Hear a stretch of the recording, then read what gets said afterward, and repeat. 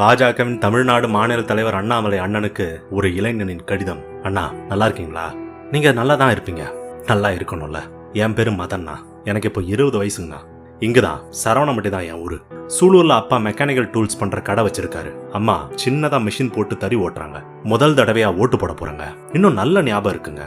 ஒரு 10 வருஷத்துக்கு முன்னாடி இதே கோயம்புத்தூர்ல என் ஃப்ரெண்டு வீட்டுல நான் விளையாடிட்டு இருந்தேன். அப்போ காவி துண்டு போட்டுக்கிட்டு 4 அண்ணனுங்க வந்து, மோடிஜி பிரதமர் ஆகிட்டாரு தம்பி, உன் எதிர்காலம் ஜாம் ஜாம்னு இருக்குன்னாங்க.